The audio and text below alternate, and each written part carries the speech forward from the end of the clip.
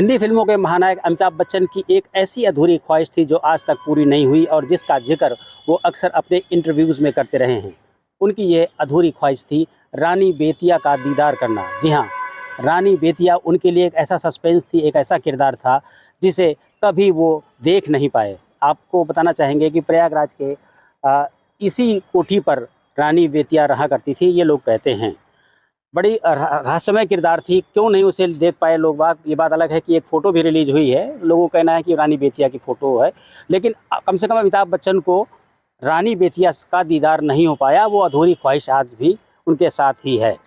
यहाँ के कुछ लोग हैं जो यहाँ पर काम करते हैं, उनसे पूछते हैं कि आप लोगों को कुछ जानकारी होगी, कौन थी रानी बेतिया? हम भी नहीं जानते। ये तो सुनने में आया है कि बिहार स्टेट की यह रानी थी जो कि यही इलाहाबाद में रहती थी। जी, क्या खास बात थी उसमें जो?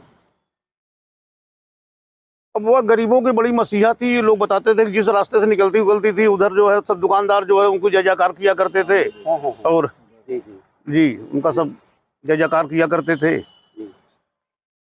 तो एक बालमन होता है, वो बालमन ये कहता है ना कि जो हमारे माँ बाप हमको परियों की कथा सुनाते हैं, शायद वही उत्सुकता रही होगी। आप लोग भी यहीं से हैं। ये कुछ बताएं जरा रानी बेतिया के बारे में। अब हम लोग तो देखिए यहाँ की ये बिल्डिंग ही देख के जी। अचंभो, ऐसी बिल्डिंग हमने आज तक नहीं देखी। इस बिल्डिंग में एक खास बात ये है कि एक दरवाजा से आप जाइए और पूरी बिल्डिंग में आप वो कर लीजिए, प्रवेश कर लीजिए। इधर से घुसिए और उधर से पीछे से निकल जाइए। मतलब इसमें ये है। और इनका यहाँ पर समझ लीजिए कि उधर काफ़ी वो घोड़ा बांधने के लिए और हाँ, और वो था। हाँ, और इनका अभी भी किचन भी है यहाँ।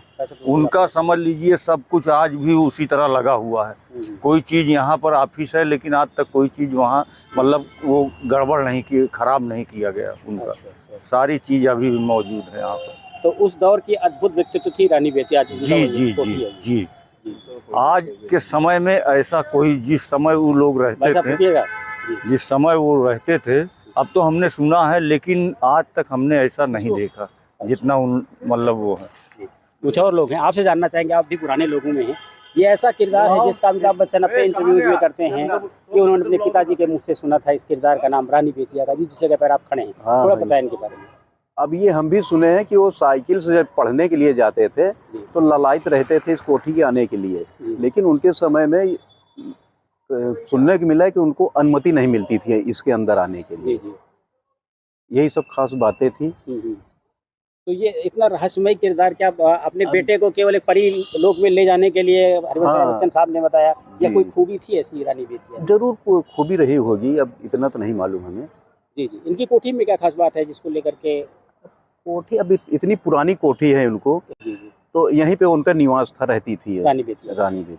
अच्छा। तो अभी समय इसमें किसका पोजीशन है? ऑफिस वगैरह सरकारी कोई? हाँ, ये सरकारी, इसमें श्रम विभाग है, कोर्ट खुला हुआ है। अच्छा। तो अभी क्या इस समय इसकी जांच वाच कुछ हो रही है क्या? बिहार से टीम वगैरह आई है? हाँ, बिहार से जांच वाच हो रहा है इसका। अच्छा। ये यहाँ की सरकार जो है इसको मुकदमा चल रहा था सुप्रीम कोर्ट, हाई कोर्ट में, तब फैसला हो गया है, तो ये इसमें कुछ बनाने का शायद हुआ। हाँ, बिहार से एक टीम आ रही है, बात जानकारी है। 30 तारीख तक उसका सर्वे है। अच्छा।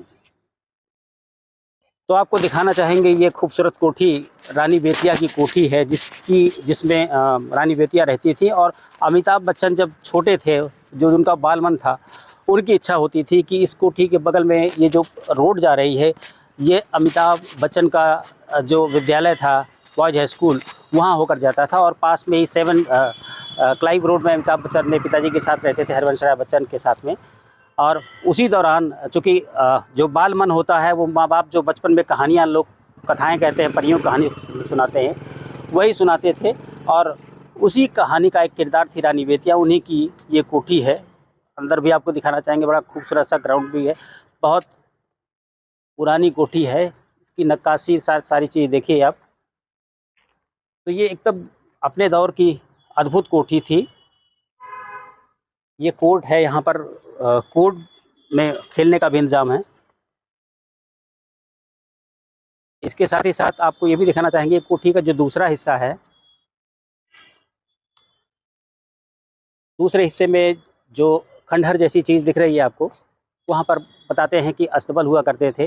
रानी बेतिया चूँकि रियासत की फैमिली से जुड़ी हुई थी, तो इस वजह से उनके यहाँ जो घोड़े थे उनके लिए इस स्थान पर एक अस्तबल भी बनाया गया था।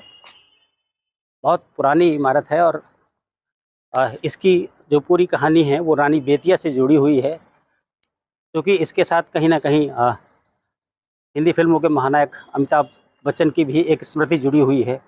और इस समय बिहार सरकार की तरफ से भी रानी बेतिया की जो प्रॉपर्टीज़ हैं उनको चिन्हित किया जा रहा है। इन्हें 30 अप्रैल के आसपास तक की तारीख दी गई है और 30 अप्रैल तक इनका सर्वे वगैरह अलग अलग जगह जो उनकी प्रॉपर्टीज़ है वो किया जाएगा। लेकिन इस खास कोठी के साथ अमिताभ बच्चन का एक भावनात्मक लगाव है, जिसे वो बार बार जिक्र करते हैं। अमिताभ बच्चन की एक ऐसी ख्वाहिश, एक ऐसी अधूरी ख्वाहिश जो पूरी नहीं हुई, वो इसी कोठी से जुड़ी हुई है। Dinesh Singh, TV9 UP, Prayagraj.